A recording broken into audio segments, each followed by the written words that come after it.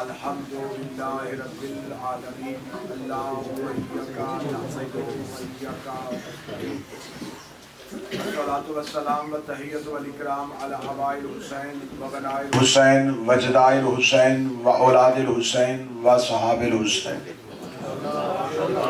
وانصار الحسین واعوان الحسین ولعنۃ اللہ علی اعداء الحسین اما بعد فقد قال رسول اللہ صلی اللہ علیہ وآلہ وسلم بسم اللہ الرحمن الرحیم ان الحسین مصباح الہدی و سفینۃ النجات بلندتر صلوات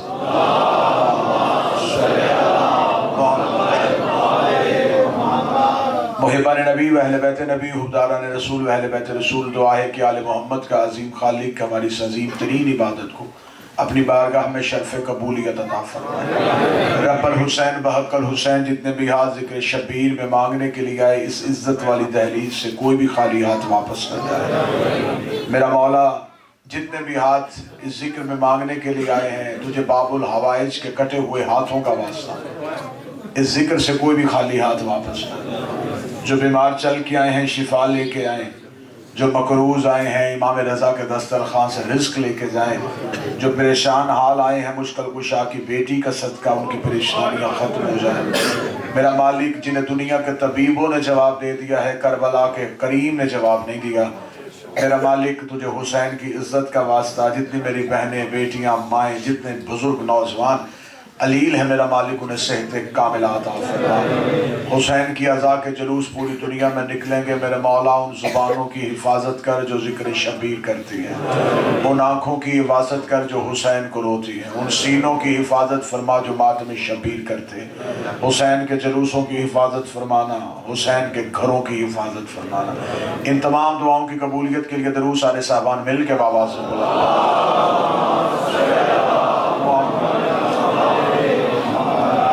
اجازت ہے گفتگو شروع کی جا سکتی۔ سلسلہ گفتگو اذہان عالیہ میں محفوظ ہوگا۔ ہماری گفتگو ہو رہی ہے قتل حسین کے اسباب پہ۔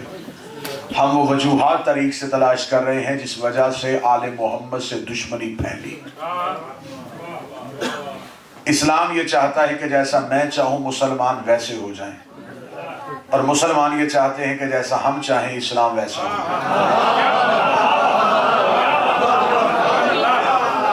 اسلام کے حقیقی تصور کو ختم کیا جا رہا ہے، اسلام کے چہرے کو مسخ کیا جا رہا ہے۔ آج پوری دنیا میں غیر مسلم کے سامنے مسلمان بدنام کیوں ہو گیا؟ آج اسلام کو دہشت گرد مذہب کیوں کہا گیا؟ آج مسلمانوں پہ دہشت گردی کا الزام کیوں آیا؟ جو داڑھی دین کی علامت تھی وہ دہشت گرد کی پہچان کیوں بنی؟ جو مسجد امن کی جگہ تھی وہاں خودکش دھماکہ کیوں ہوا؟ جو مدرسہ دین سکھانے کے لیے آیا تھا وہاں دہشت گردی کی تربیت کیسے ہوئی؟ اس کا مطلب ہے کہ ہمیں وہ اسباب تلاش کرنے پڑیں گے کہ آخر اسلام میں یہ ساری چیزیں وجود میں کب آئیں اور کہاں سے آئیں۔ اسلام تو رحمت للعالمین کا مذہب تھا، یہ تو خلق عظیم کا مذہب تھا، یہاں تو کوڑا پھینکنے والی کو دعا دی جاتی تھی، یہاں تو کافرہ کے گھر بھی خیریت پوچھنے کے لیے جایا جاتا۔ پھر یہ اسلام کا چہرہ کیوں مسخ ہو گیا؟ پھر ہمیں دیکھنا پڑے گا۔ اس کا مطلب ہے کہ اسلام میں چند کردار ایسے آئے ہیں جو خود بھی دہشت گرد تھے،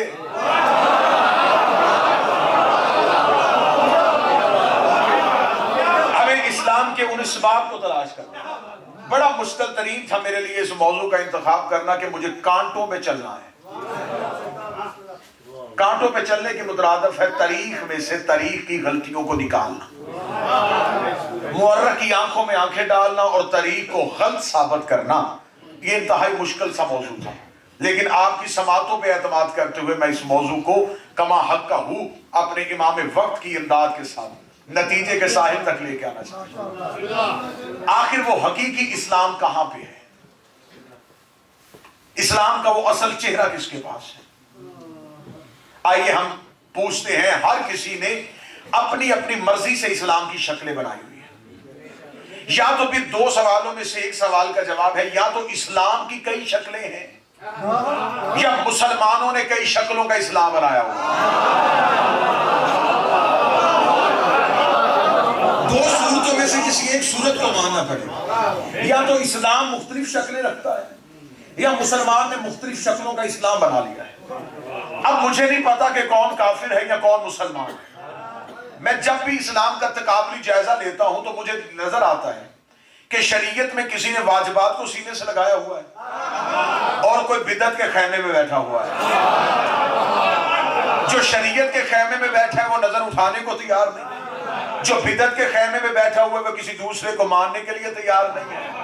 کوئی بالوں کی تعریف کر رہا ہے اور آل کا ذکر نہیں کر رہا، کسی کو آنکھوں کا سرما یاد ہے لیکن نبی کا نور نظر یاد نہیں ہے۔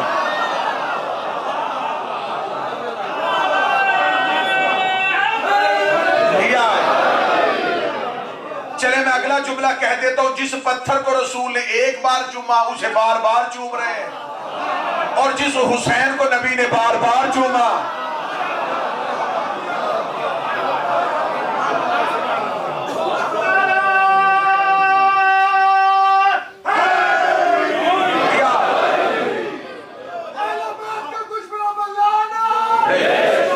میرے اللہ اب ہمیں صرف اتنا بتا دیجئے کہ حقیقی اسلام ہم کہاں سے ڈھونڈیں؟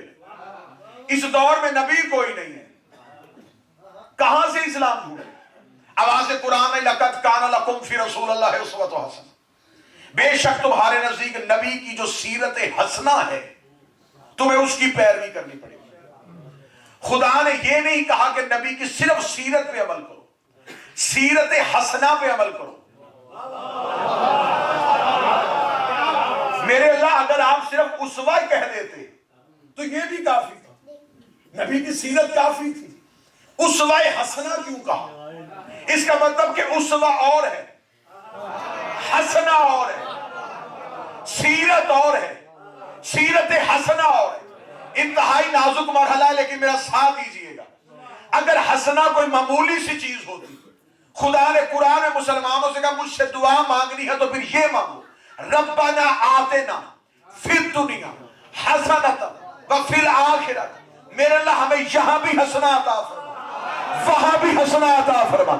اس کا مطلب کہ حسنہ کوئی وہ چیز ہے جس کو نبی کی سیرت میں بھی شامل کیا گیا ہے، مسلمان سے بھی مانگنے کی دعا کی گئی ہے، تمہیں بھی کہا ہے حسنہ یہاں بھی مانگو وہاں بھی مانگو۔ اب میں مجمع کو اجازت دیتا ہوں، غلط کہوں تو مجھے اٹھ کے ٹوکنا، اگر نماز حسنہ کا نام ہے تو اس کی یہاں ضرورت ہے۔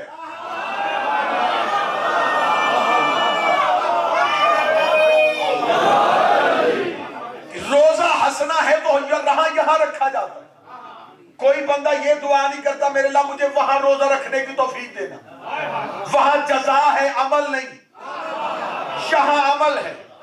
حسنہ یہاں بھی مانگ رہے ہو وہاں بھی مانگ رہے ہو، میرے اللہ جیسے دنیا میں حسنہ دینا ویسے ہی آخرت میں حسنہ دینا۔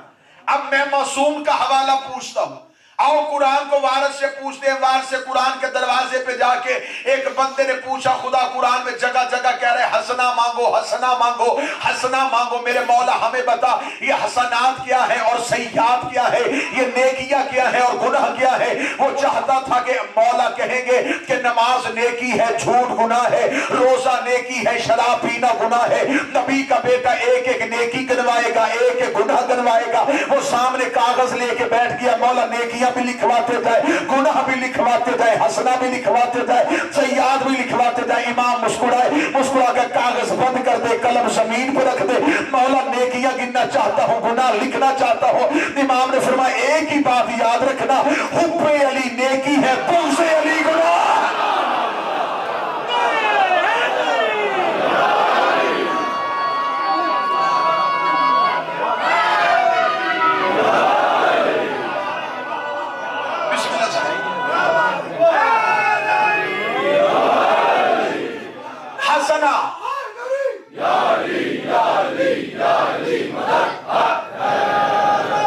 حسنہ ہے نبی کی وہ سیرت इसमें अली भी थे। नबी की जिंदगी के दो पहलू हैं। एक वो पहलू है जब तक अली आए नहीं थे,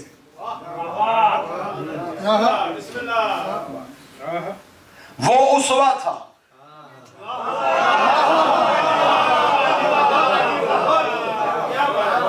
हसना कहते हैं विलायत अली को, जो यहां भी काम आएगी। अगर विलायत अली सिर्फ अमल होता तो यही रह जाता। मुझे नहीं समझ आती, मैं अपना अकीदा मिंबर पे बाबा के दोहल कहने का आदमी, ना मुझसे मुनाफकत होती है तो यहां है वो वहां रखना चाहता हूं। कोई माने या ना माने, मैं मिंबर की बुलंदी पे जाके मालिक नहजुल बलागा की जमानत के साथ ये जुमला कह रहा हूं। लोग इस बहस में है कि अलीउल वलीउल्लाह वाजिब है, मुस्तहब है, औजब है या बातिल है। मैं इस बहस में नहीं आता, ये शरीयत की टर्में हैं। वाजिब कह देना, औजब कह देना, मुस्तहब कह देना, ये शरीयत में गुंजाइशें हैं। मैं विलायत अली को ना वाजिब समझता हूं, ना औजब समझता हूं, ना मुस्तहब समझता हूं, मैं अलीउल वलीउल्लाह को अजरे रिसालत समझता हूं। जो हाथ उठेगा ये ताईद के लिए उठेगा। अलीउल वलीउल्लाह अजरे रिसालत है, और अजर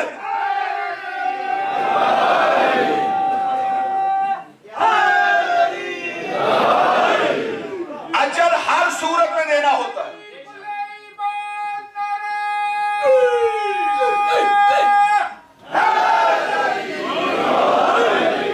अजर सरकार हर सूरत में देना पड़ता है। वाजिब की कज़ा है, बेनियाजी करेंगे तो मैं मौजू का रुख बदल लूंगा। वाजिबात में कज़ा है, नमाज वाजिब है, नहीं पढ़ सके कज़ा कर लो, कज़ा नहीं कर सके बाद में औलाद पढ़े, सवाब मिल जाएगा। अलीउल वलीउल्लाह वाजिबात में नहीं, अजरे रिसालत में है। जिसके ना पहुंचाने से रिसालत मुकम्मल ना हो।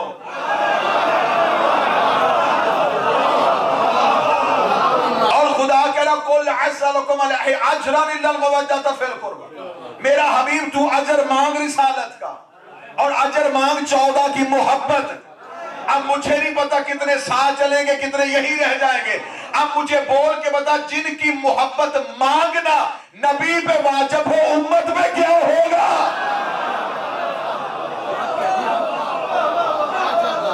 नबी पे मांगना वाजिब है, वरना ये उसके अलावा किसी से नहीं मांगता। और वो बहुत बड़ा, इस बहुत बड़े से कह रहा है तू मांग, मांग भी लोगों से, और ये भी कह ये अजर है। तुम एहसान नहीं कर रहे, मैं मुआवजा मांग रहा हूं। अजर कहते हैं मुआवजे को। दलील दे देता हूं आसान करके। जो बंदा कसम दे के आया है कि खामोशी से सुननी है और खामोशी से जाना है, उस बंदे के लिए दलील देने लगा। आप जाएं दर्जी के पास, उससे एक सूट सलवाएं, सूट लेते हुए उसे अजर ना दे, मुआवजा ना दे के सूट ले आए, उसको आके आबे ज़मज़म से धोएं, मदीने का और नजफ का अतर उस पे लगाएं, और खड़े होके सारी रात इबादत करते रहे, अल्लाहू अल्लाहू की तस्बीह पढ़ते रहे, सजदे में सर रख के गुनाहों की माफिया मांगते रहे। जाओ बड़े से बड़े मौलवी के सर पे कुरान रख के पूछो, वो इबादत कबूल होगी, वो सजदा कबूल हो जाएगा, वो तस्बीह अल्लाह कबूल कर लेगा। सर पे कुरान रख के बता, तू कमीज का अजर ना दे, अल्लाह इबादत बर्दाश्त नहीं करता जहां रिसालत का अजर ना दे, खुदा नमाज कैसे बर्दाश्त करे? सरकार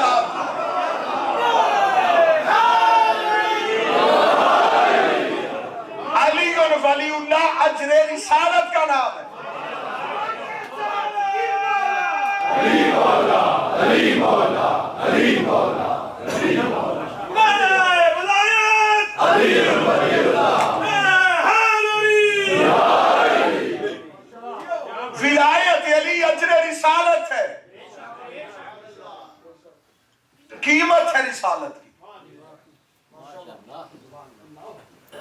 کہنے میرے مالک نثار ہو جائے تیرے قرآن کی فصاحت پہ. خدا نے کہا دیکھو میں چیلنج کر رہا ہوں تمہیں، کلام میرا ہے، کتاب میری ہے، رکھوائی میں نے تمہارے گھر میں، چاہو اپنی مرضی سے اس کا نقطہ بدل کے دکھاؤ.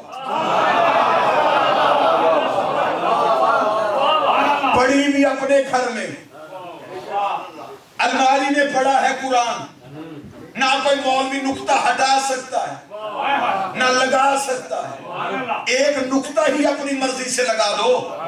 کہتے نہیں اللہ کی قرآن ہے، اللہ کی کتاب ہے، اس میں مرضی نہیں چلتی. خدا نے قرآن تمہارے گھروں میں رکھ کے تمہیں چیلنج کر دیا ہے کہ یہ ہے تمہاری اوقات. جب تم اللہ کے بنائی کتاب میں نقطہ نہیں لگا سکتے تو اللہ کی بنائی امامت میں غیر کیسے بٹھا سکتے؟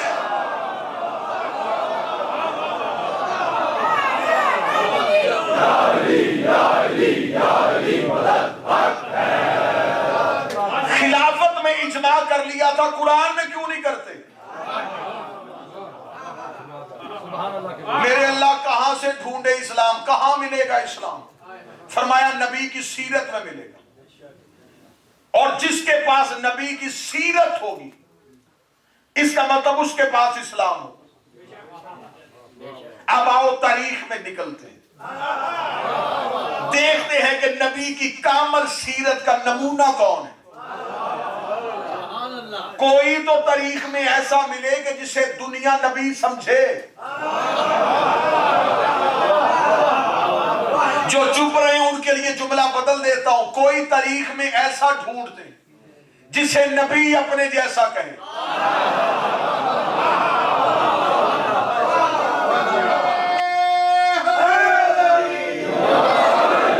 جسے نبی اپنے جیسا کہہ رہے ہیں، پھر اس کا مطلب کہ اس کے پاس ہے نبی کی پوری سیرت. میرے مولا کہاں سے ڈھونڈے؟ فرمایا اسلام کی پہلی دعوت سے ڈھونڈ لو. وانذر عشیرتک الاقربین، خدا نے قرآن میں کہا ڈرا اپنے قریبیوں کو اور دعوت ایمان دے. یہ آیت کب آئی؟ 40 سال کے بعد. 40 سال پہلے کیوں نہیں آیت آئی؟ اللہ بھی وہی، نبی بھی وہی. 40 سال پہلے زبان بھی یہی تھی، ہاتھ بھی یہی تھے، قدم بھی نبی کے مضبوط تھے، سینہ بھی نبی کا کھلا ہوا تھا. یہ آیت پہلے سال کیوں نہیں آئی؟ یہ 5ویں سال کیوں نہیں آئی؟ یہ 12ویں سال کیوں نہیں آئی؟ مجھے مولا کی عزت کی قسم تم چپ ہو کے مجلس سنو، میں اپنے جگر کا لہو ہتھیلی پر رکھ کے تمہارے حوالے کرنے لگا ہوں.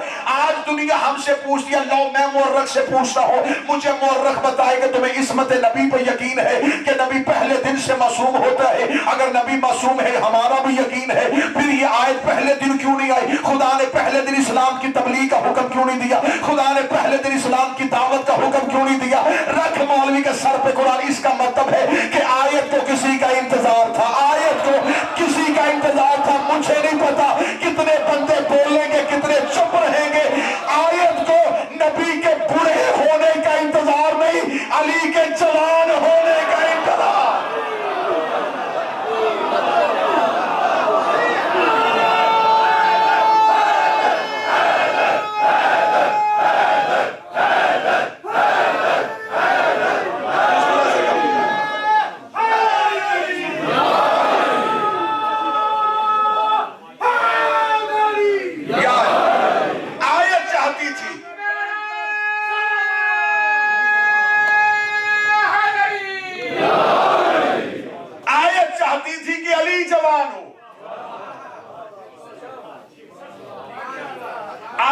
نبی کے بڑھاپے کا انتظار نہیں،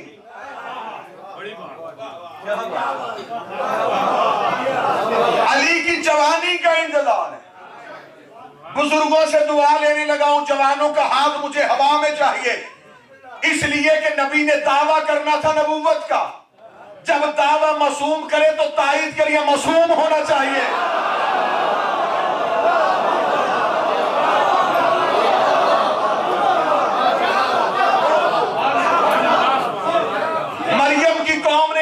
بچہ کہاں سے آیا؟ مریم نے معصوم کی طرف اشارہ کیا. دعویٰ معصوم मासूमा का था, गवाही मासूम ने दी। मैं कुरान से एक एक आयत पढ़ूं, अशरा इसी मोड़ पे गुजर जाएगा। यूसुफ पे इल्जाम लगा था, यूसुफ ने कहा मैं मासूम हूं, गवाही गहवारे में लेटे बच्चे ने दी थी। दावा मासूम करे, गवाह मासूम होना चाहिए। नबी ने कहा अगर मैं कह दूंगा नबी हूं, नबूवत का गवाह लाऊंगा कहां से?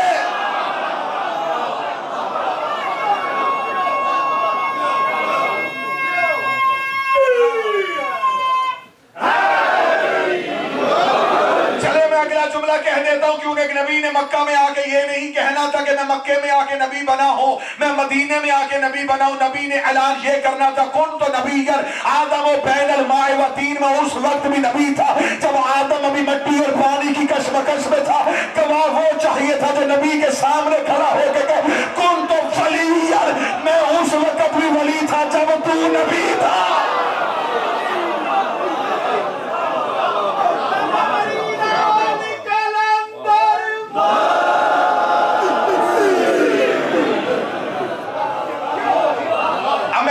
बड़ी तेजी के साथ वक्त गुजरा। कल से ठीक 9:30 बजे, ठीक 9:30 बजे। अब इंतजार है आयतों का कि अली जवान। ये अंग्रेजों की सरजमीन नहीं, मैं इसे फतवों की सरजमीन कहता हूं। यहां इतना पाउंड नहीं होता जितना फतवा होता है। मजलिस खत्म होगी, कोई बाद में कह देगा हद हो गई, अली के लिए आयत इंतजार करती रही। जो आपने कल कहना मैं जवाब अभी दे देता हूं।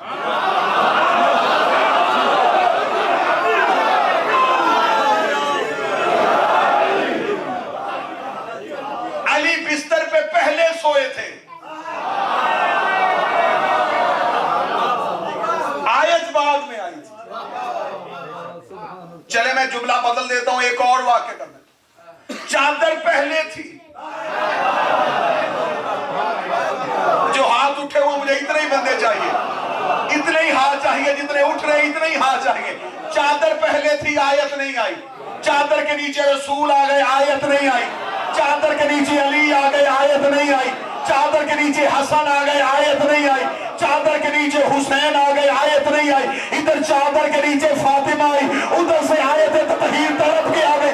आयत ने तड़प के बता दिया बीबी मुझे तेरा इंतजार था।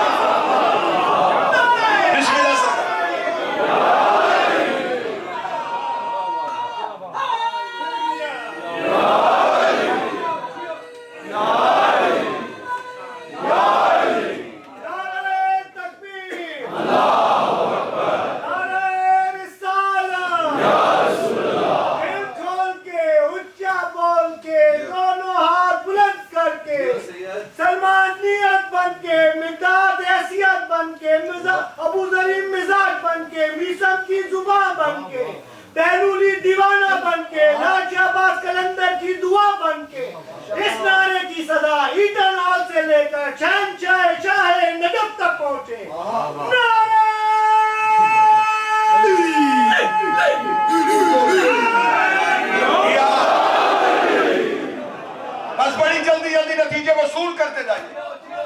तीन थोड़े हैं, नतीजे ज्यादा हैं। मौजू इतना तवील है कि मुझे बड़ी जल्दी से सफर करना। आयत इंतजार में थी, आयत तहीर, नबी को इंतजार था कि अली जवान हो, आले मोहम्मद जवान हो। उम्मत के पहुंचाने में देर नहीं थी, आले मोहम्मद के जवान होने में देर थी। क्योंकि मुकाबला था अरब के बदमिजाजों से। नबी ने तैयारी मुकम्मल करनी थी।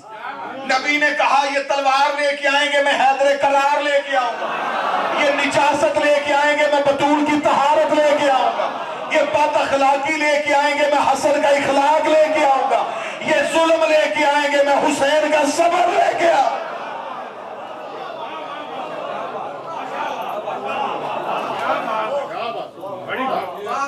मुबाहले में ईसाइयों ने कह दिया था तू अल्लाह का नबी नहीं। खुदा ने قرآن میں کہا ان کو ساتھ لے کے جا.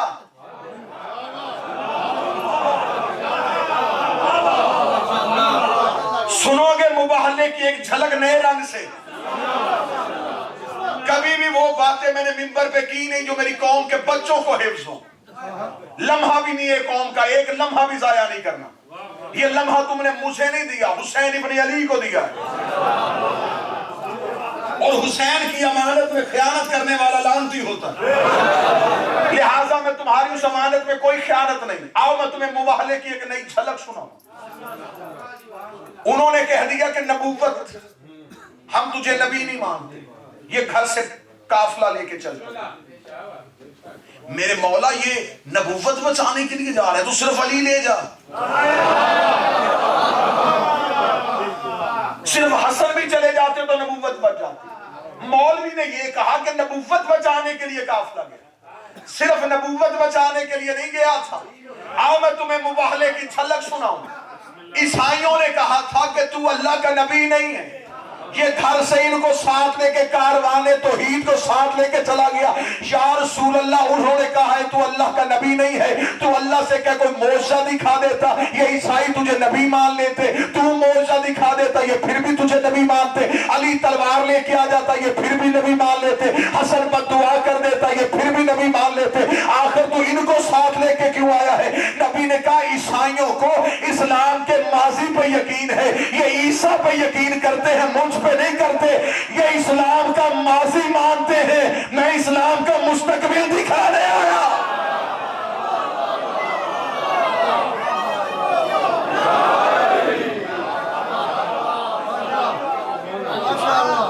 یہ ماضی مانتے ہیں، میں مستقبل دکھا رہا ہوں.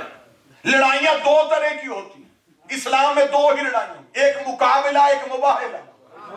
مقابلہ تلوار سے ہوتا ہے، مباہلہ کردار سے ہوتا ہے. مباہلے میں تلوار چاہیے ہوتی تو علی پیچھے نہ ہوتے.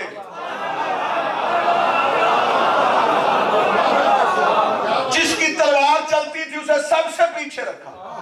آپ مجھ پہ سوال کرو مباہلے میں سب سے آگے کون تھا؟ سرکار حسن تھے.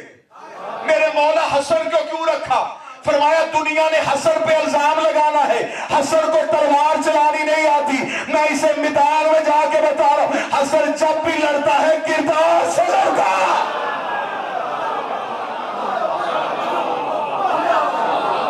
یہ افراد نہیں جا رہے تھے، یہ اسلام کا مستقبل جا رہا تھا. کیونکہ وہاں ہونی تھی جھوٹوں پہ لعنت. یہ گھر سے پان چل پڑے. سیدہ نے کہا تم نے مباہلے کی تفسیر ہی غلط کر دی. تم نے کہا نبوت بچانے کے لیے گئے، ہم جھوٹوں کے مقابلے پہ گئے تھے. گھر سے پان اس لیے گئے تھے کہ دنیا کو بتا دیں کہ جو محمد کے مقابلے پہ آئے وہ بھی جھوٹا ہوتا ہے، جو علی کے مقابلے پہ آئے وہ بھی جھوٹا ہوتا ہے، جو زہرا کے مقابلے پہ آئے وہ بھی جھوٹا ہوتا ہے، جو حسن کے مقابلے پہ آئے وہ بھی جھوٹا ہوتا ہے، جو حسین کے مقابلے پہ آئے وہ بھی جھوٹا ہوتا ہے. مباہلہ نہیں ہو رہا تھا، تبرے کی تفسیر ہو رہی تھی.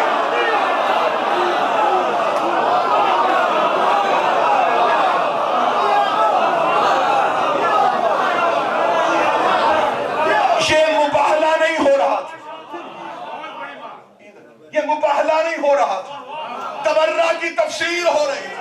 شہزادی نے کہا میں مباہلے میں نبوت بچانے نہیں گئی، جھوٹے دکھانے گئی ہوں. میرا مولا مجھے جگر دے دے کہ اگلا جملہ میں دے سکوں تم قبول کرو. بی بی نے کہا تم نے مباہلہ بھی غلط سمجھا، تم نے فتق بھی غلط سمجھا. میں دربار میں حق مانگنے نہیں گئی تھی، جھوٹے پہ لعنت کرنے گئی.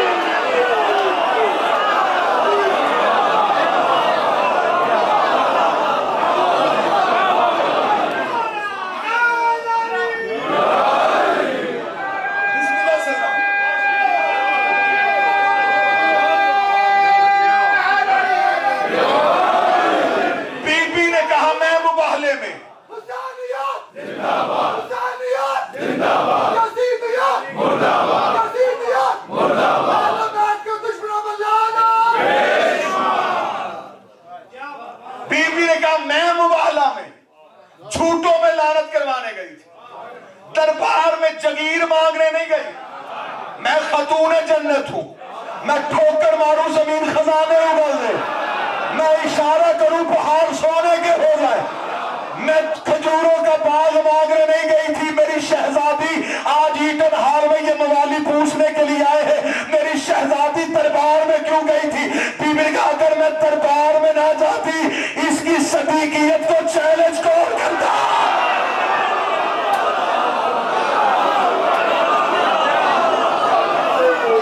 میں چیلنج کرنے گئی تھی. بی بی نے دربار میں کھڑے ہو کے طریق ساتھ جملہ کہا.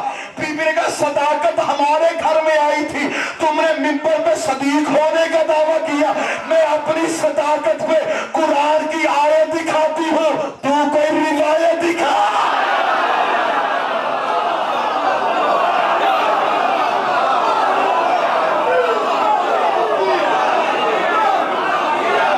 میں آیت دکھاتی ہوں. میری شہزادی نے کہا میں آیت دکھاتی ہوں، کوئی روایت دکھا.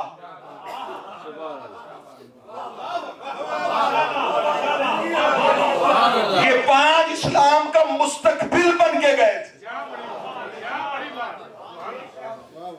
وہ عیسیٰ کو مانتے تھے، نبی کو نہیں مانتے تھے. لو اگلا جملہ سننا. نبی نے مباہلے کے میدان میں نہ تلوار اٹھائی نہ بحث کی. نبی نے میدان میں ان 5 سچوں کو کھڑا کر کے نبی نے مباہلے کے میدان میں عیسائیوں کی آنکھوں میں آنکھیں ڈال کے کہا تم اتنا مانتے ہو کہ عیسیٰ ہے، میں بتانے آیا ہوں عیسیٰ کے بعد میں ہوں، میرے بعد یہ ہے.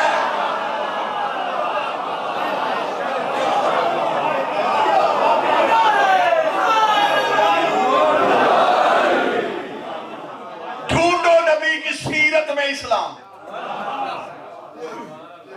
جس کے پاس نبی کی کامل سیرت ہو سمجھ جاؤ کہ وہی اسلام. کہاں سے ڈھونڈے؟ فرمایا اسلام کی پہلی دعوت سے ڈھونڈو. 2 اجتماع ہوئے ہیں اسلام میں. ایک ابتدا میں ہوا، ایک انتہا میں ہوا. جو ابتدا میں ہوا اسے اشیر کہتے ہیں،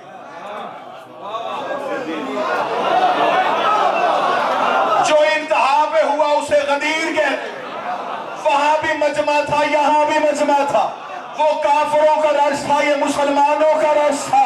اب بھی کوئی بندہ چپ رہے اس کی اپنی مرضی. وہاں اللہ رسالت منوانا چاہتا تھا، یہاں ولایت منوانا چاہتا تھا.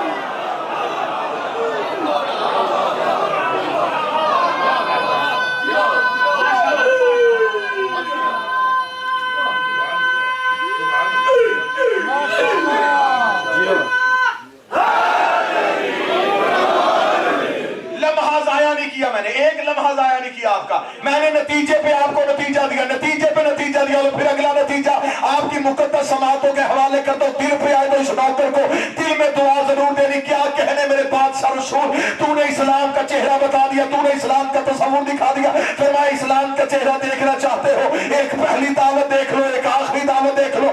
پہلی دعوت میں تمہیں یہ کافر نظر آئیں گے، پھر وہ مسلمان ہوتے نظر آئیں گے. آخری میں مسلمان نظر آئیں گے، پھر وہ منافق نظر آئے.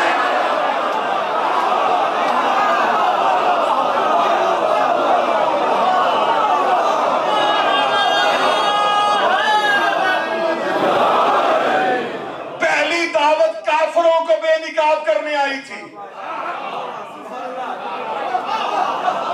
آخری مسلمانوں کو بے نقاب کرنے آئی تھی. وہاں بھی رش تھا، یہاں بھی رش تھا. وہاں محمد رسول اللہ کا اعلان ہوا، یہاں علی ولی اللہ کا اعلان ہوا. وہاں محمد رسول اللہ کے علی ولی اللہ اٹھا. اب کوئی بندہ محنت میں نہ بولے. جب ان لفظوں کی قدر نہیں ہوتی پھر خطیب محنت چھوڑ دیتے. لفظ نہیں میں ہیرے آپ کی جھولی میں دوں. وہاں محمد رسول اللہ کی بات تھی، لا الہ نے محمد رسول اللہ منوانا تھا. علی ولی اللہ کو اٹھایا، تو کہہ کے یہ اللہ کا رسول ہے، وہاں لا الہ الا محمد رسول اللہ، تو کہہ یہ اللہ کا ولی ہے، لیکن محمد رسول اللہ میں اور علی ولی اللہ میں اتنا فرق تھا کہ عشیر میں خدا نے علی سے نہیں کہا کہ اگر آج تو نے محمد نہ بچایا تو تو نے کچھ بھی نہیں بچایا، علی کے لیے محمد سے کہا اگر آج تو نے علی نہ پہنچایا کچھ بھی نہیں بچا۔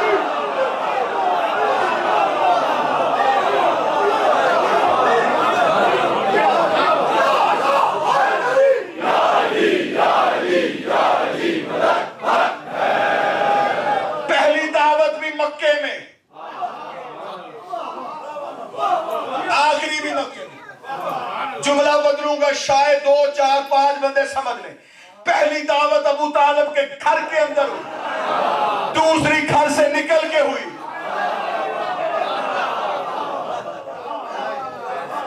وہاں ابو طالب تھے، لو اسلام کی پہلی دعوت، اور پھر دیکھتے ہیں کہ یہ سیرت کس کے گھر میں، جس کے گھر میں ہوئی اسلام وہاں ہے۔ آؤ نا، اللہ نے قرآن میں ہمیں کسوٹی اور معیار دے دیا، نبی کی سیرت ڈھونڈو، وہ سیرت جس کے پاس ہے اس کے پاس اسلام ہے۔ آؤ پہلی دعوت پہ چلتے ہیں۔ خدا نے نبی سے کہا اپنے قریبیوں کو دعوت ایمان دے، آیت آئی، نبی سیدھے ابو طالب کے گھر آئے۔ چچا اللہ نے حکم دے دیا، اب کیا کروں؟ ابو طالب نے کہا میرے ہوتے تجھے فکر کی کیا ضرورت؟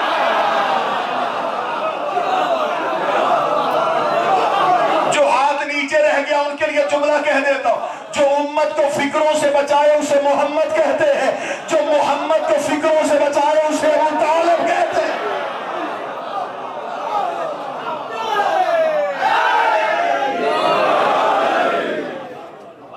ہوتے صرف لفظ ہی ہیں۔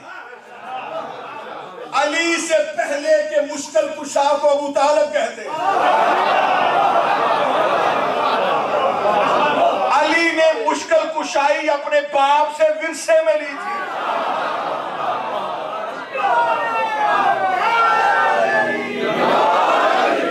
علی سے پہلے نبی کے مشکل کشا حضرت عمران تھے، بیضۃ البلد تھے، متولی کعبہ تھے، سردار حرم تھے، ذریت ابراہیم تھے، فرزند اسماعیل تھے، کعبے کی چابی اس کے گھر تھی، محمد کا نکاح خان تھا، مربی اسلام تھا، جس کے بڑھاپے کے سائے میں اسلام کی یتیمی نے جوانی کے انداز سیکھے تھے۔ اگلا جملہ کہوں، جس کی انگلی پکڑ کے اسلام نے چلنا سیکھا،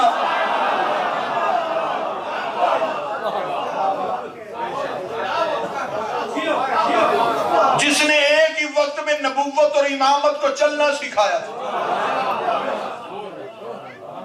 جس کی انگلی پکڑ کے نبی چلتے تھے۔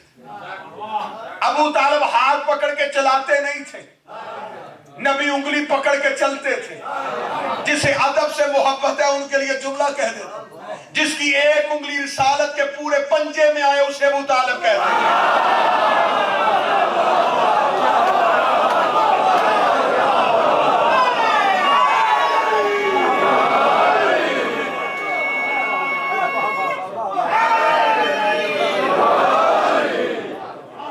اگلا جملہ کہہ دیتا ہوں، جس کے نیام میں سوئی ہوئی تلوار عرب کے بڑے بڑے بہادروں کی آنکھوں سے سونے کی طاقت چھین لیتی تھی۔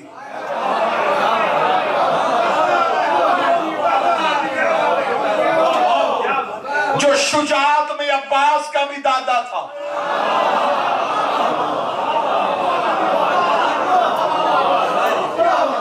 عباس نے گھٹی میں جس سے تلوار چلانے کا ہنر سیکھا تھا،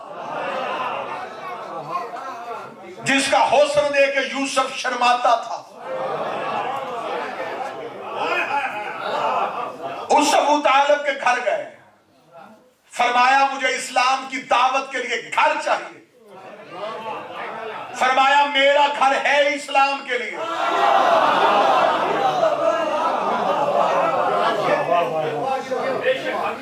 اپنے بیٹوں میں سے سب سے چھوٹے کو اٹھایا، مجھے نہیں سمجھ آتی میں کہاں جا کے ابو طالب کا فضائل پڑھوں. دنیا ایمان ابو طالب پڑھتی، میں نے کبھی نہیں پڑھا. میں فضائل ابو طالب پڑھتا ہوں. ایمان ابو طالب وہ پڑھتا ہے جس کی نسلیں مشکوک ہوتی ہیں، جس کا شجرہ مشکوک ہوتا ہے. میں فضائل ابو طالب پڑھوں گا.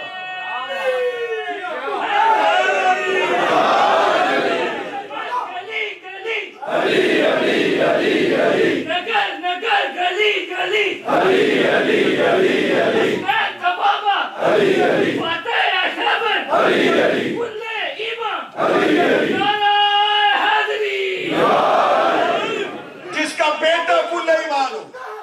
علی کے در پہ پڑھتے ہیں یا علی، جن جن کو اپنے باپ کا پتہ نہیں وہ تیرے باپ سے چلتے ہیں.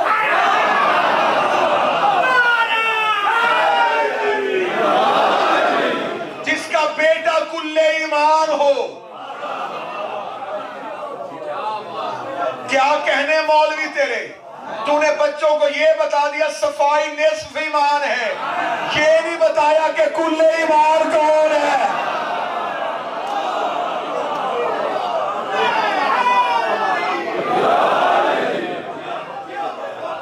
ابو طالب نے اپنے سب سے چھوٹے بیٹے کو اٹھایا. اب جو دیواروں کے ساتھ بیٹھے ہو تم بولو، جس کا چھوٹا علی ہو اس کا بڑا کیا ہو.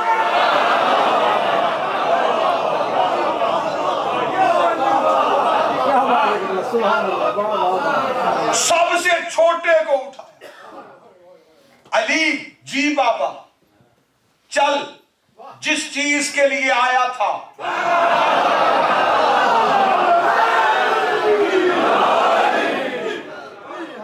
اٹھ وہ کام شروع کرے. یہ اعلان کرے گا تو نے تائید کرنی ہے. کل وہ اعلان کرے گا اور وہ تائید کرے گا.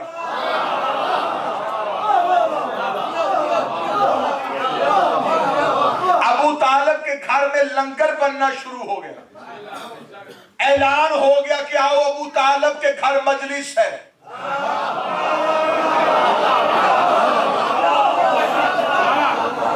میرے اللہ، یہاں تو مسلمانوں نے تبلیغ کا ترجمہ ہی تبدیل کر دیا. تو نے نبی سے کہا تھا تبلیغ کر، نبی کو چاہیے تھا گھر سے بستر اٹھاتے.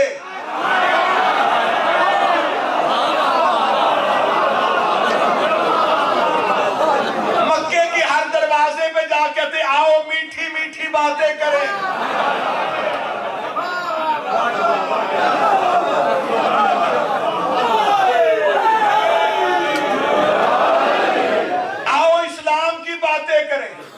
ایک ایک گھر پہ جاتے اسے تبلیغ کہتے ہیں.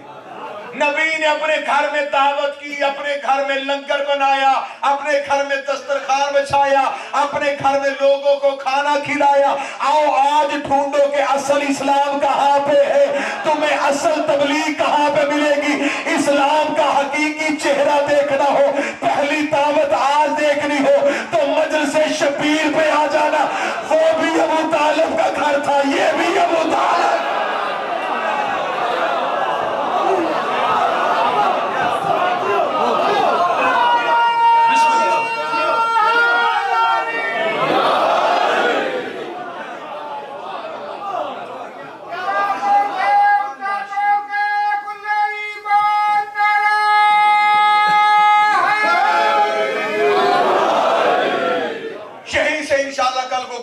مسلسل کریں گے.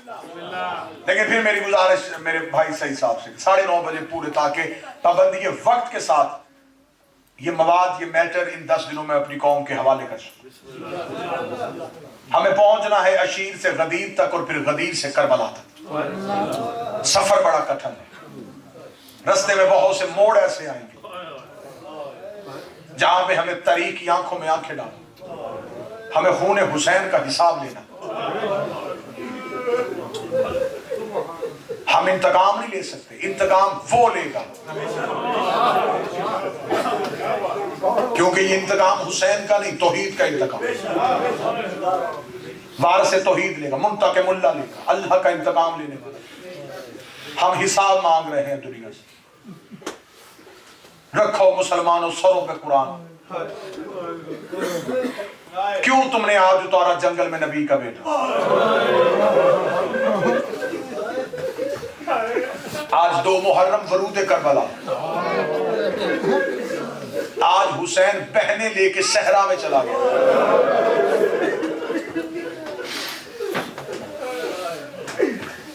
ریت کے ٹیلوں پہ بیابان میں اتر گیا ہے رسول کا بیٹا۔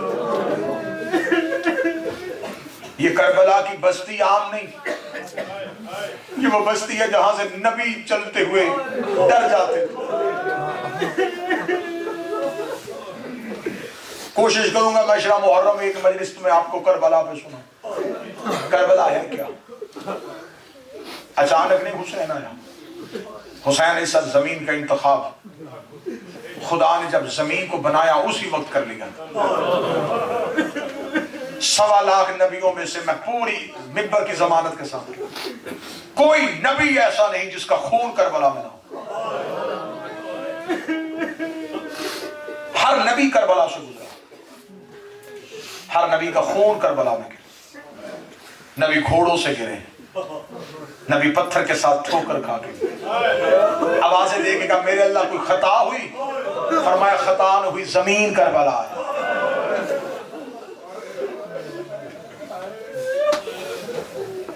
اس کربلا کے بیابان میں کل سے تیاری کو کوشش کروں گا، کل والی مجلس میں تیاری کو مکمل کر لوں۔ خیرات بھی مانگا ہے، شہزادی مصعب کی خیرات عطا کر، کیونکہ جو قوم میری آتی ہے یہ رونے کے لیے آتی ہے،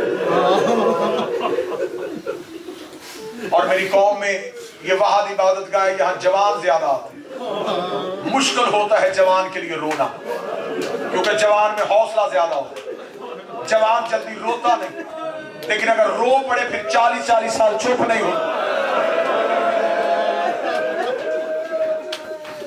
میرا مولا آپ کو صحت کاملہ عطا فرمائے، میری شہزادی کونین ان بزرگوں کا سایہ ہمارے سروں پہ رکھے۔ بابا اشفاق شاہ جی، بانِ شاہ جی، امانت شاہ صاحب، فروخ صاحب، یہ سارا پریوار عزائی پریوار آباد ہے۔ میرا بھائی صحیح جائے گا، میرا مالک بچوں کے نصیب نہیں، جتنے تم آئے ہو عزاداری، یہ عزا کا خاندان ہے، ہم ایک خاندان ہیں، ہم خاندان عزاداری۔ میرا مولا تم تمام کو قائم اور دائم رکھے۔ حسین اترا ہے نا کربلا، کربلا کے ٹیلوں پہ جب آئے نا سیدوں کے، حر نے آ کے حسین کے گھوڑے کے لجام، حسین کے گھوڑے کے لجام میں ہاتھ ڈالا تو حسین کی آواز ہے، حر تیری ماں تیری ماتم پہ روئے۔ اتنا کہنا تھا، حر نے حسین کے گھوڑے کی لجام چھوڑی، حر نے اپنی مٹھیوں کو بھینچا، اپنی آنکھوں کو بند کیا۔ حسین نے کہا حر تو نے جواب کیوں نہیں دیا؟ حر رو کے کہا تھا میں تیری ماں پہ سوائے درود کے کچھ نہیں پڑھ سکتا۔ اتنا کہنا تھا، عباس نے گھوڑے کی زین چھوڑ دی، حر کے سامنے آ کے کھڑا ہو گیا، دیکھ کے کہنے لگا مولا یہ قاتل ہے۔ فرمایا قاتل ہوتا میری ماں کا حیا نہ کرتا، عباس اس نے میری ماں کا حیا کیا ہے۔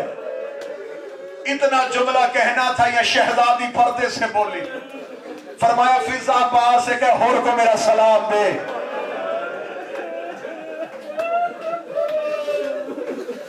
حر نے کہا حسین تجھے کوفے نہیں جانے دیں، حاکم کا حکم ہے کہ جہاں قافلہ ملے وہیں اتار۔ حسین نے کہا میں اترنے کے لیے تیار ہوں، لشکر کو واپس کر۔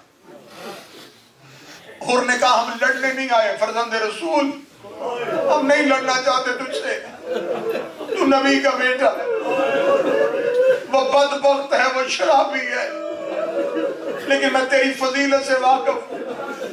اس لشکر کا کمانڈر میں ہوں، جب تک میں کہوں گا نہیں ان میں سے کوئی تلوار نہیں اٹھائے گا۔ حسین اگر یہ لشکر کھڑا بھی ہے تجھے ڈرنا نہیں چاہیے، تجھے کوئی خوف نہیں اس لشکر سے۔ اتنا کہنا تھا، حسین نے کہا مجھے لشکروں کا خوف نہیں، لیکن اس لشکر کو ہٹا۔ حر نے کہا جب خوف نہیں ہٹاتا کیوں ہے؟ حسین نے کہا لشکر ہٹا، رش سے میری سکینہ گھبرا گئی۔ ہائے حسین ابن علی، آج رش سے تیری سکینہ گھبرا گئی۔ شام غریبہ جب 9 لاکھ خیموں میں آ گیا تھا،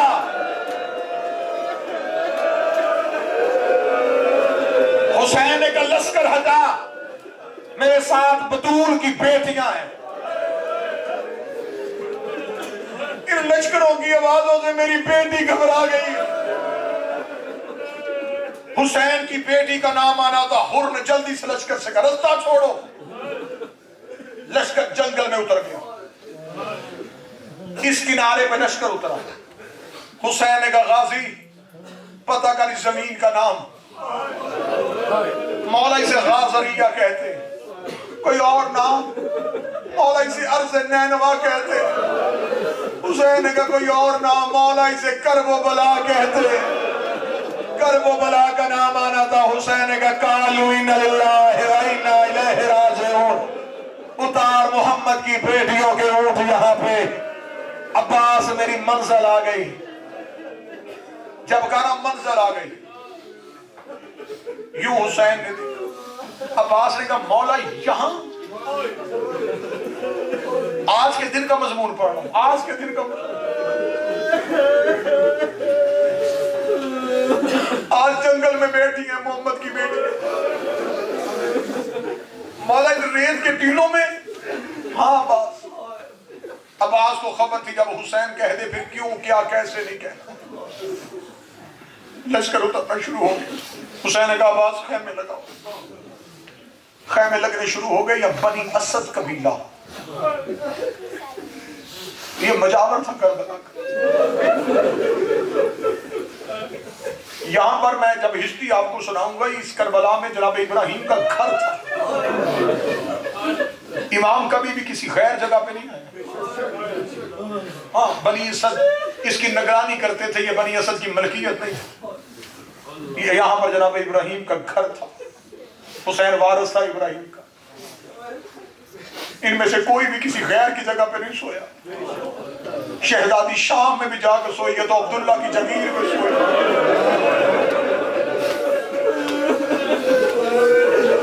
آج بھی میری شہزادی کا جہاں مدفن ہے نا, یہ جگیر عبداللہ ابن جعفر طیار کے نام پہ تھی. امام رضا نے طوس کی جگہ خریدی تھی. حجت کبھی بھی کسی جگہ پہ غاصب ہو کے مدفن نہیں ہوتی. میرے مولا حسین نے کہا جب قبیلہ بنی اسد کے لوگوں نے دیکھا نا کہ کچھ اونٹ اور کچھ گھوڑے آ گئے, قبیلہ بنی اسد کے بچے ریت کے ٹیلوں پہ آئے. انہوں نے منظر دیکھا. میرے مالک حسین نے کہا عباس خبر کر کے یہاں کون ہے. مولا بتا رہے ہیں کہ راہگیر یہ بنی اسد کا کوئی قبیلہ ہے, یہ لوگ یہاں کے مجاور ہیں. حسین گھوڑے کے زین پہ بیٹھے. حسین قبیلہ بنی اسد میں چلے. قبیلہ بنی اسد میں جانا تھا. قبیلہ بنی اسد کے بچوں نے ایک عربی لباس میں ملبوس شخص کو جلدی سے اپنے گھروں میں چھپ گئے. حسین کا پتہ کرو قبیلہ بنی اسد کا بزرگ کون. قبیلہ بنی اسد کا ایک بزرگ تھا, اتنا بوڑھا تھا, تاریخ کہتی ہے کہ اس کے ابرو اتنے جھکے ہوئے تھے کہ وہ کسی کو دیکھنے سے پہلے اپنے ہاتھوں سے اپنے ابرو اٹھا. اس کی کمر نون کی طرح جھکی ہوئی تھی. اس بزرگ کے پاس حسین پہنچے. حسین نے جا کے کہا قبیلہ بنی اسد کا بزرگ سلام. علیکم السلام. یہ ٹیلے کس کے ہیں؟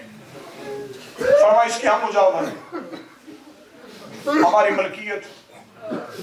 حسین نے کہا میں خریدنا چاہتا ہوں. جملہ کہوں جنہوں نے مصلی پر ہونا, جو نمازی چہرے بیٹھے. قبیلہ بنی اسد کے بزرگ سے جب حسین نے کہا میں خریدنا چاہتا ہوں, مسکرایا, سر اٹھا کے کہا مسافر تو خرید کے کیا کرے گا. حسین رو کے کہا میں نے یہاں نماز پڑھنی ہے. غصبی جگہ پہ نماز نہیں ہوتی. مجھے یہاں ایک سجدہ ادا کرنا ہے, مجھے یہ ٹیلے دے دے. ٹیلے دینے کا نام آیا. قبیلہ بنی اسد کا بزرگ دیکھ کے کہنے لگا تو لے کے کیا کرے گا. حسین نے کہا مجھے چند دنوں کے لیے چاہیے.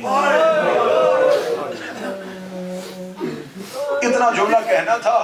قبیلہ بنی اسد کے بزرگ کا جتنی دیر رکنا چاہتے ہو پڑاؤ کرو, جب جانا چاہو چلے جانا. حسین نے کہا میرے کچھ لوگ جائیں گے, میں یہی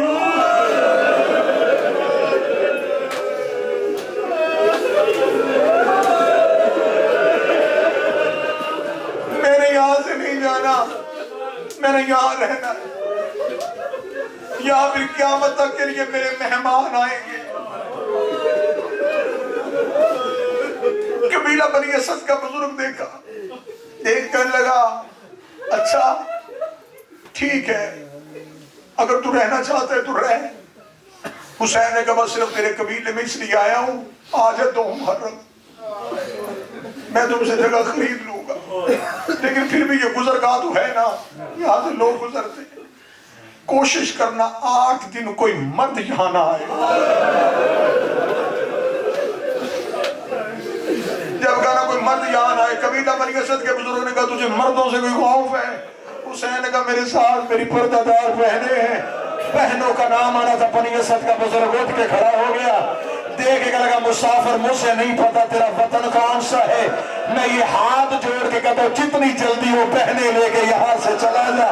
جب کہنا یہاں سے بہنیں لے کے چلا جا, حسین روکے گا کیوں نہیں رکنے دیتا, دیکھ نا یہ جنگل مزدوروں کے رہنے کے قابل نہیں. اس جنگل میں کوئی مزدور نہیں رہ سکتی.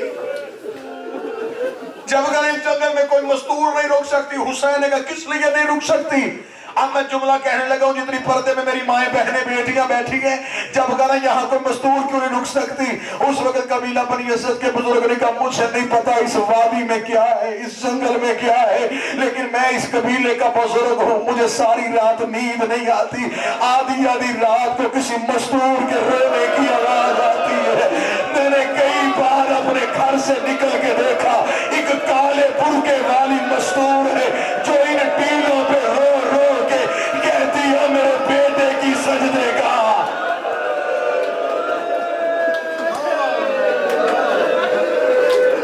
اجرکم اللہ, اجرکم اللہ, اجرکم اللہ. 2 جملے سن لو, 2 جملے سن لو. اچھا حسین نے رو کے کہا قبیلہ بنی اسد کا بزرگ مجھے یہ زمین بیچ, کہاں کا رہنے والا ہے تو؟ حسین نے کہا المدینہ, مدینے کا رہنے والا. مدینے کا نام سنا, قبیلہ بنی اسد کا بزرگ اٹھا, مدینے کہاں رہتا ہے؟ محلہ بنی ہاشم. محلہ بنی ہاشم کا نام آنا تھا. بنی اسد کے بزرگ کا جسم میں تھر تھری آ گئی, جسم کانپنا شروع ہو گیا. کہنے لگا بنی ہاشم کے محلے میں تو سیدوں کے گھر ہے, وہاں تو نبی کا روزہ ہے, مجھے بتا محلہ بنی ہاشم میں تیرا گھر کس گلی میں ہے؟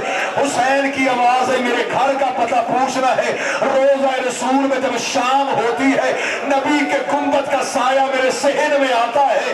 اتنا جملہ کہنا تھا, بنی اسد کا بزرگ گر گیا, کہنے لگا نبی کے گنبد کا سایہ تو زہرا کی حویلی میں آتا ہے. زہرا کی حویلی کا نام آنا تھا. حسین کی آواز ہے اسی فاطمہ کا بیٹا حسین ابن علی, حسین کا نام آنا تھا. بنی اسد کے بزرگ نے سر سے پگڑی اتاری, لوگ کہنے لگا محمد کا بیٹا بیٹیاں لے کے جنگل میں کیوں آ گیا؟ وہ رسول کا بیٹا, وہ علی کا بیٹا. مولا کون سی مشکل پڑی؟ مولا تو بیٹیاں لے کے آ گیا. حسین رونے کا قبیلہ بنی اسد کا بزرگ, مدینے کے لوگ مجھے رہنے نہیں دیتے. اس نے کہا میں جوانی میں مدینے گیا رسول کا سلام کرنے کے لیے. جب میں مدینے کی مسجد میں پہنچا, رسول کی گود میں ایک بچہ بیٹھا جو بار بار رسول کی تعریف. حسین ایسے رویا جیسے بچہ بچپن میں روتا ہے. حسین کی آواز آئی وہی حسین ابن علی. حسین نے تعارف کروایا بنی اسد کے بزرگ کی آواز آئی تجھے تو نبی نے لاڈوں سے پالا تھا, تو علی اور بطول کا لاڈلا بیٹا تھا. مولا کون سی مشکل بن گئی؟ مولا اکیلے آئے, حسن مولا نہیں آئے. فرمایا زہر مل گئی, مدینے میں ماں کے پہلو میں دفن کر کے آیا.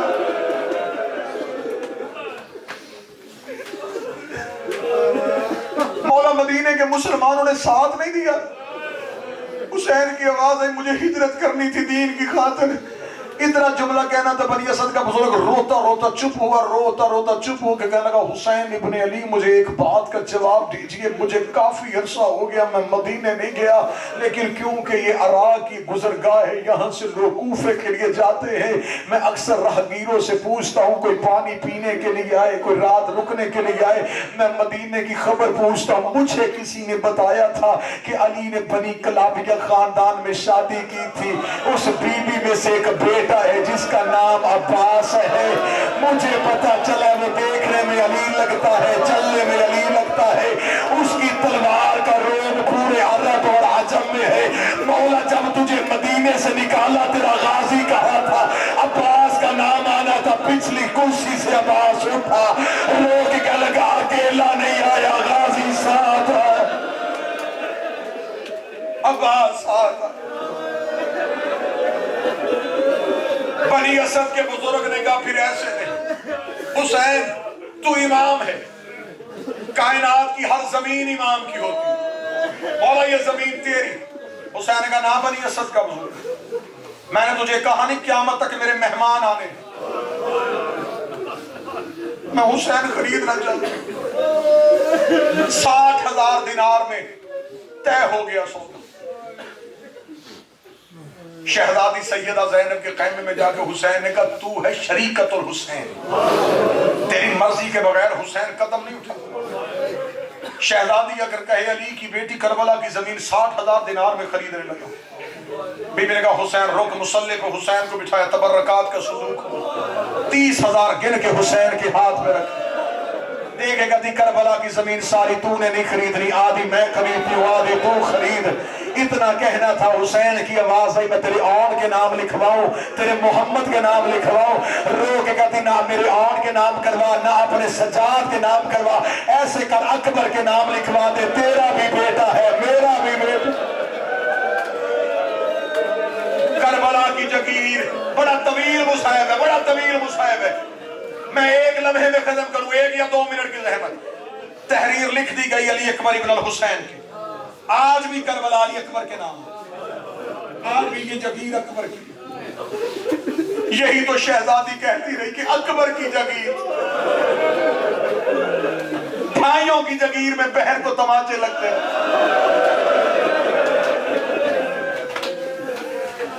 اتنا جملہ کہا بس ختم کروں، ہو گیا سودا۔ حسین نے کہا بنی اسد کا بزرگ ایسے کر، قبیلہ بنی اسد کی مستورات کو بلا، امام قوم کا باپ ہوتا، میں باپ بن کے ان سے بات کرنا چاہتا ہوں۔ بنی اسد کی عورتیں سروں پہ چادریں لے کے حسین کے قدموں پہ، مالک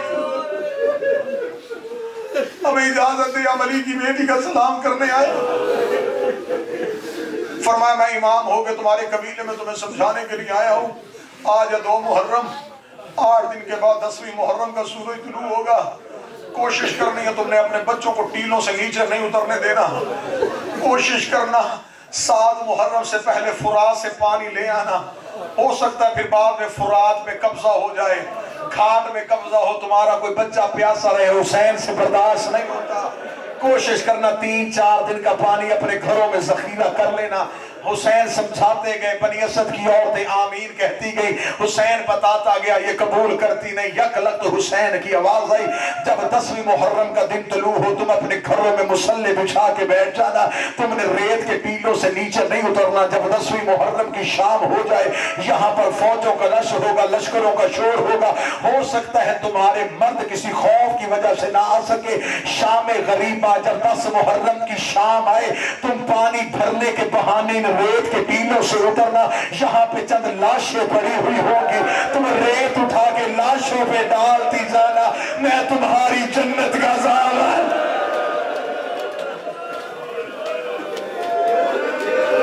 یہ جملہ کہنے کے بعد آج بھی گواہی دینا، جو کربلا میں گئے گواہی دینا، 10 محرم کو حسین کی حرم میں بنی اسد کا جلوس آتا ہے، یہ ہاتھوں میں بیلچے لے کے حسین کی قبر پہ آتے ہیں، یہ آج بھی لوگ کہتے حسین تمہیں دفنانے کے لیے آئے ہیں، تو ہمارے گھر آ کے منت کر کے گیا تھا کہ غریب کا لاشا دفنا دینا۔ آج بھی بنی اسد کے لوگ، روایت ہے آج بھی، 10 محرم کو کاندھوں پہ بیلچے لے کے اپنی بہنیں بیٹیاں لے کے حسین کی حرم میں آتے ہیں. حسین نے مستورات سے خطاب مکمل کیا. خطاب کرنے کے بعد بنی اسد کے بچے حسین کے پاس آئے. حسین روتا روتا بچوں کے ساتھ زمین پہ بیٹھ گیا. حسین نے کہا ہو سکتا ہے تمہارے باپ نہ آئے, ہو سکتا ہے تمہاری مائیں نہ آئے, 10ویں محرم کی شام کو تم کھیل کے بہانے کربلا میں آ جانا, ریت اٹھا کے لاشوں پہ ڈالتے رہنا, تمہاری کھیل ہو جائے گی, ہمارے لاشیں دفن ہو جائیں گے. اتنا کہنا تھا, پیچھے سے کہ کالے مستور کی پردے سے آواز آئی, حسین منتیں نہ کر, کوئی آئے نہ آئے, میں تیری لاشیں دفناؤں گی. حسین میں کربلا میں ہر لاش دفنا کے جا. ماتم حسین